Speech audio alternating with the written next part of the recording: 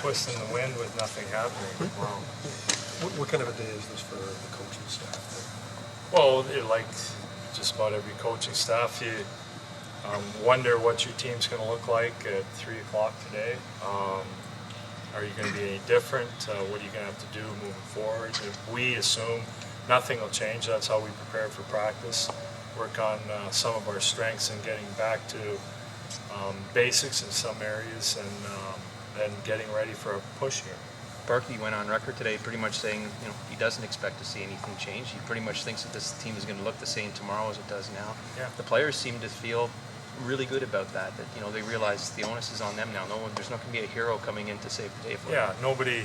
Well, it'll be nice not to look over your shoulder from a player's perspective, and no matter how you cut it, it's a difficult day for a lot of the players, and they're all watching either sport. Well, I'm not even sports channel and TSN. They're watching all this stuff now, and they're yelling at the TV and arguing because of some of the things they hear said about them personally or about somebody else, another player on another team. So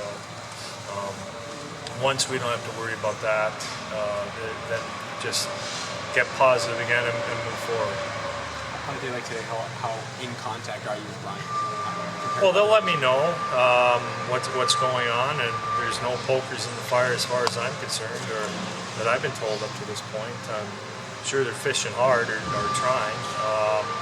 That's Brian's job every day to try and make the team better. If there's somebody available and the cost is reasonable, then they'll make a deal. But from my understanding, just watching TV and from what I've heard, some of the asking prices are ridiculous up to this point. And there were a couple of trades that have set a very high bar, and that's what other teams with major assets possibly on the market are looking for, really big deals, and that's probably not going to happen. Barkey also said that 3 days ago someone made an offer for James Reimer. He turned it down flat. And, he's got all the confidence in the world that James can get through the struggles that he's gone through lately. Yeah, well, we've seen what happens when James plays well, and so he's in a little bit of a slump. Both our goalies have struggled over the last 2 weeks or so. There's no reason for us to think that means that's it for the goalies. That they'll find their form. Sooner the better, but they'll find their form, and hopefully getting through today without looking over his shoulder anymore, you settle in and get the job done.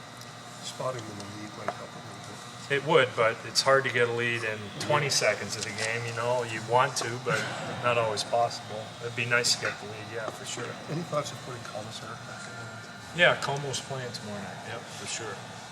And that's not a precursor to What would you look for? physical play and moving the puck quickly and simply. Simple. Obviously, Brian has the final say on any deal, but does he involve you in the process?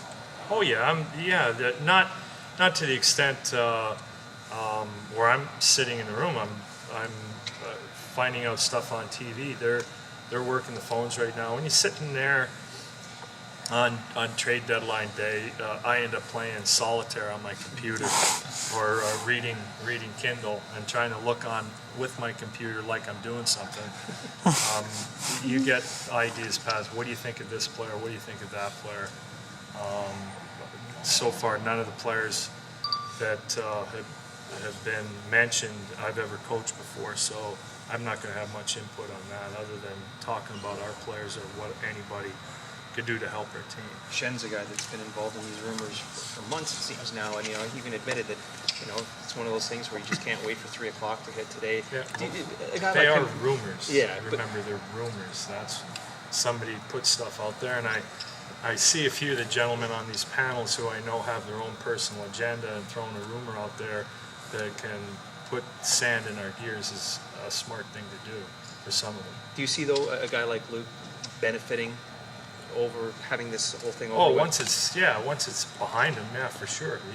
Then he can relax a little bit. Again, we can tell him that the rumors, and I know Berkey's had a number of discussions with Luke, and we try to be as open as we can with all the players when they hear stuff like that. Berkey or Berkey will ask me to talk to the player. That other teams, we can't. you don't turn your phones off. Other teams are going to call and ask for players, and some teams will leak that out to the media, and it sounds like it's coming from us, and it's not. And so you immediately try to squash those rumors. With your player, you tell a player that's not what's happening. They've asked for you, and we're not interested. So there's nothing we can do until that deadline goes. I'd always, there's always 2, 3, 4, 5% doubt if you're the player. Are they? They keep me going here. They can get me to play a little bit better.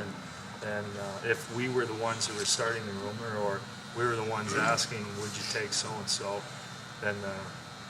The team, you want to make sure your players are playing to their best, not their worst, that's for sure. Compared to when you first started coaching to now, what do you make of what trade deadline has become and how big of a deal it's made up here in Toronto and in Canada in general? Well, it's not a one-day thing. It's a month. I said that on Saturday night. These rumors have been going on since Christmas time. It might even be 2 months of, to me, I know it's fun for for fans and for the media, but it's out of hand now. And look, there's nothing happening. And with all these trades and rumors, there's only been a couple minor deals. I consider them minor today. So it's not like 3 days of 120 players changing hands. And the guys who do, it's probably going to be insignificant in terms of helping current teams. Now, there's only a few trades I've seen the last couple of years that made an impact. Maybe Boston last year picking up Peverly made an impact on the Bruins. Other deals that are made don't really have much of an impact. Is it surprising to you that this doesn't happen in other sports like baseball or well, football? it does surprise me. Because I think the other sports realize, and it's funny. Because hockey, you need to create chemistry, and in baseball, you don't need any chemistry.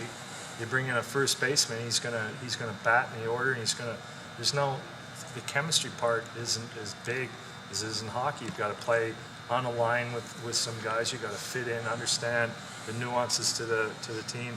Hockey's really caught up in trades. It's actually, it's part of our system since the salary cap has really changed how you view the trade deadline, but we do have far too many trades as far as I'm concerned. Is there any chance Jake Gardiner gets sent down just to make him eligible for AHL playoffs? Just a paper thing? I don't know. I'm not involved in that.